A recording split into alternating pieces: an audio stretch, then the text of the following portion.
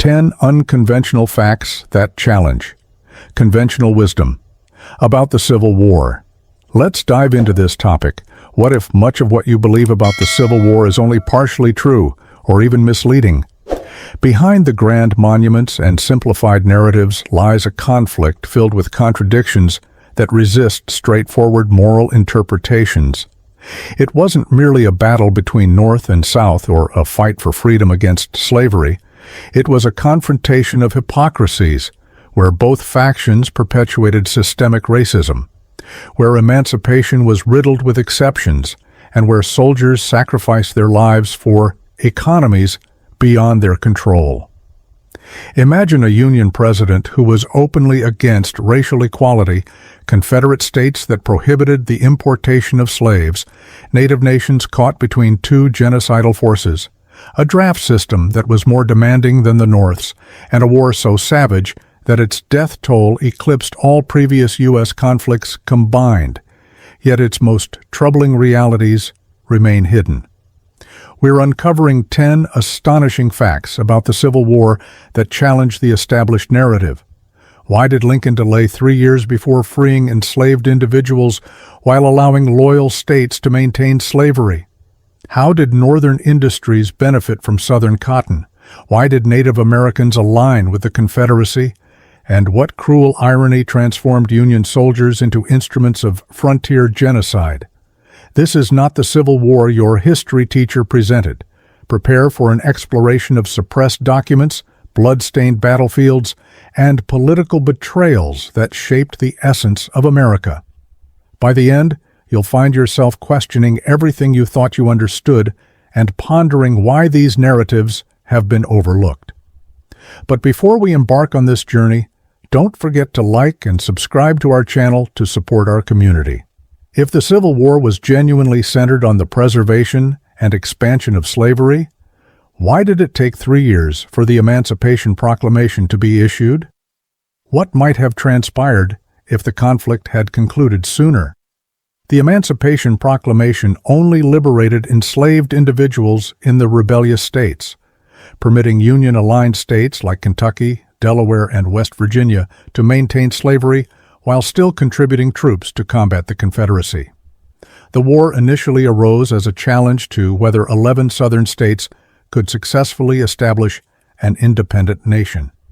Notably, 4 of these states explicitly referenced white supremacy in their secession declarations. Nevertheless, President Abraham Lincoln held prejudiced views. He expressed, "I do not and never have supported social or political equality between white and black people.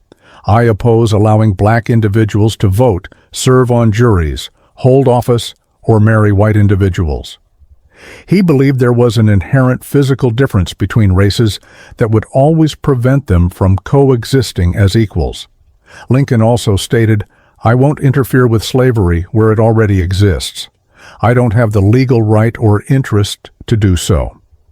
He contended that our government was designed for people of similar backgrounds, asserting that the coexistence of black and white individuals posed a threat to the nation. He cautioned that biracial children could undermine white supremacy. In 1860, the demographic landscape of America was predominantly white. Lincoln's own statements illustrate that there was no clear distinction between one side being free of racism and the other being racist, even if this realization is uncomfortable today. Non-white individuals were systematically denied citizenship, voting rights, and political representation in both the North and the South. Had the South remained part of the Union, the war might have been averted, as the North was not actively seeking to abolish slavery. Northern industries thrived on cotton taxes and relied heavily on Southern cotton for their manufacturing needs. In the 1860s, many white Northerners were unwilling to risk their lives for individuals they viewed as inferior, and Union soldiers frequently held similar racist beliefs as their Southern counterparts.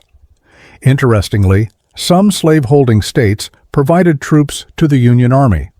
For the initial 3 years of the conflict, the issue of slavery took a back seat, with the primary objective being to prevent the South from achieving independence. Despite the valor displayed by both sides, the war fundamentally revolved around the South's attempt to secede.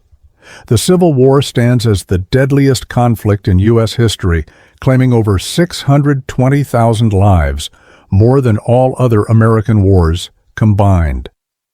The average Confederate soldier was a white male from the South, aged between 15 and 60. Statistics reveal that 89% of these soldiers did not own slaves, and 75% of the Southern population were also without slaves. Nevertheless, slavery was integral to the Southern economy, and enslaved individuals were compelled to support the Confederate Army through labor. Additionally, many Native Americans sided with the Confederacy. The last Confederate general to surrender was Stan Waddy, a Cherokee leader, while other Native officers included Creek leader Daniel McIntosh. Although the Union is often celebrated for abolishing slavery, it simultaneously engaged in acts of genocide against Native Americans, marked by widespread violence and atrocities on the frontier. Notably, some of the earliest black soldiers, known as Buffalo Soldiers, played a role in these campaigns, helping to bolster Union troop numbers. Union generals like Custer later led brutal massacres against Native communities, including acts of scalping. While the Confederacy is frequently likened to Nazi Germany, it was the Union that employed a formidable government to invade territories and perpetrate genocide. There are notable parallels between the U.S. Army's westward expansion, driven by manifest destiny, and the invasions carried out by Nazi Germany, as both involved widespread atrocities. Following the U.S. government's broken treaties and land seizures, many Cherokee and other Native American groups aligned with the Confederacy, viewing Southern independence as an opportunity for liberation. They rose to prominent military ranks and fought valiantly until the Confederacy's downfall. While the Confederacy is frequently characterized as a bastion of slavery, its Constitution actually prohibited the importation of new enslaved individuals, meaning that no Confederate flag ever adorned ships transporting enslaved Africans. Additionally, it allowed new states or territories to join the Confederacy as free regions that completely outlawed slavery, indicating a more complex position than is often recognized. Although Abraham Lincoln was not on the ballots in the South, he still ascended to the presidency, causing alarm among Southerners who felt their rights and political influence were diminishing. The North's larger population and influx of immigrants exacerbated cultural rifts. The South, heavily reliant on agriculture and familial connections to the land, lacked the industrial infrastructure and urban centers of the North. Escalating debates over slavery, taxation, and states' rights led many Southerners to contemplate secession from the Union. Most Southerners trace their lineage back to early British settlers. While often branded as racist traitors, Confederates viewed themselves as champions of America's ongoing struggle for freedom. For instance, the grandson of Patrick Henry, who famously declared, "Give me liberty or give me death," became a Confederate officer.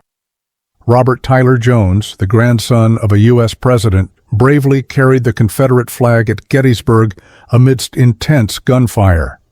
Confederate General Lewis Armistead, whose uncle defended the flag that inspired the national anthem, faced off against his close friend, Union General Winfield Hancock, during the battle.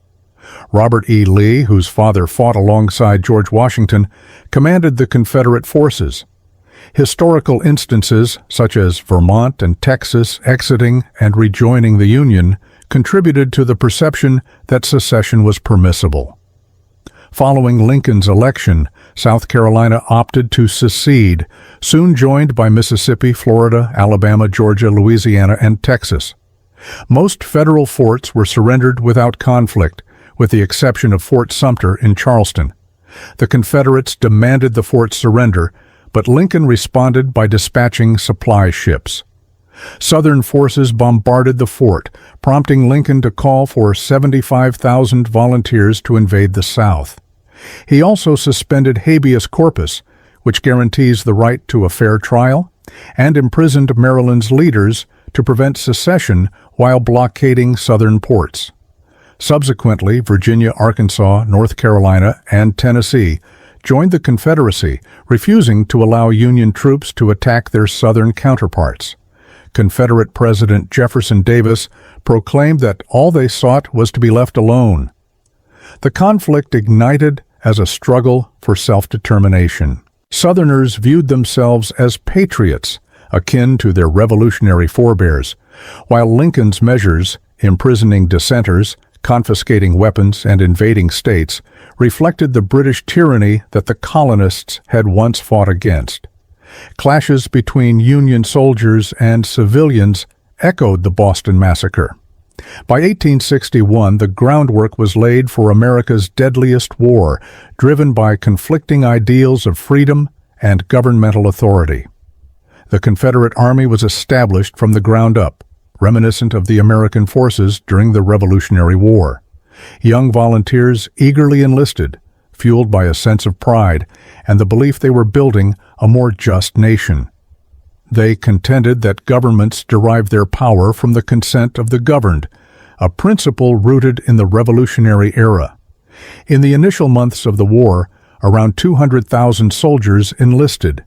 Regiments were formed locally, often led by affluent or educated officers. In the early stages, soldiers even had the opportunity to vote for their own sergeants and lieutenants. The Confederacy gained a significant advantage thanks to seasoned former U.S. Army leaders such as Robert E. Lee, Stonewall Jackson, and Jeb Stuart, all of whom were West Point graduates that chose to resign and fight for the South out of loyalty. In contrast, Union generals frequently squandered lives through poorly executed assaults, while Confederate forces employed strategic defenses. During the Battle of Fredericksburg in 1862, Union troops faced 13,353 casualties, whereas the Confederates incurred only 4,576. In the First Battle of Bull Run in 1861, the Union suffered 2,950 losses compared to 1,750 for the Confederates. The Wilderness Campaign in 1864 resulted in 18,400 Union casualties against 11,400 Confederate. At Spotsylvania Courthouse the same year, the Union faced 18,000 casualties, while the Confederates had 12,000. Cold Harbor also saw a staggering 13,000 Union casualties compared to just 2,500 for the Confederates. Despite their tattered uniforms and hunger, Confederate soldiers fought with remarkable tenacity. A woman who witnessed the Army of Northern Virginia in 1862 noted their emaciated, hollow-eyed appearance, expressing astonishment that they could still march or engage in battle. Nevertheless, these troops successfully halted Union advances at Antietam and inflicted severe losses at Cold Harbor, Spotsylvania, and the Wilderness. Their determination stood in stark contrast to their weary looks. The Union's expensive tactics, exemplified by General Burnside's ill-fated charge at Fredericksburg, where troops were decimated while attacking Confederates entrenched behind a stone wall, underscored the Confederates' defensive prowess. Meanwhile, leaders like Lee and Jackson skillfully utilized the terrain and their speed to outmaneuver larger Union forces.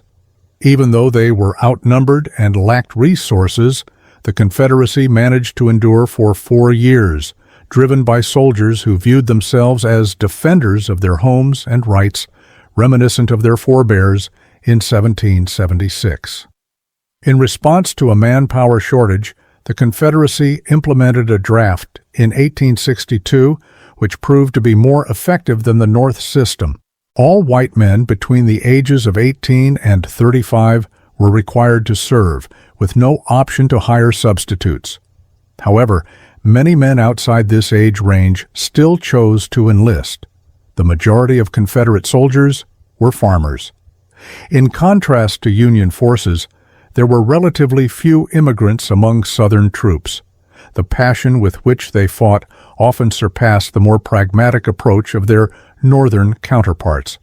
Their iconic rebel yell instilled fear even in seasoned Union soldiers. Confederates were driven by a strong sense of duty, believing they were protecting their homes, families, and way of life. General Lee encapsulated this sentiment in 1864, stating that victory would mean everything, while defeat would result in total loss. As the prospect of defeat loomed, religious revivals spread through Confederate camps, where soldiers engaged in prayer and hymn singing. Yet they struggled to compete with the Union's resources. For every Northerner lost, another would arrive equipped and ready. Union forces laid waste to southern cities like Atlanta and Richmond, prompting desperate Confederates to fight with increased ferocity, leading to significant Union casualties. By the war's conclusion, Union commanders acknowledged the bravery of their Confederate adversaries. For instance, the 45th North Carolina began with 2,597 men, but was left with only 88 soldiers and 7 officers. Such staggering losses were typical after 4 years of relentless conflict. Jefferson Davis declared that the war would continue until either their generation perished or their right to self-governance was recognized. They fought for independence, not for the institution of slavery. It was a battle for survival or annihilation. The narrative of history remains open to interpretation and debate. Why did 620,000 lives end for an economy that most did not possess? How could both sides maintain racist ideologies while asserting moral superiority? Share your thoughts below. Was Lincoln's hesitation a sign of cowardice or a calculated strategy? Should the Union's acts of violence against Native Americans tarnish its heroic image? The echoes of this war continue to resonate today.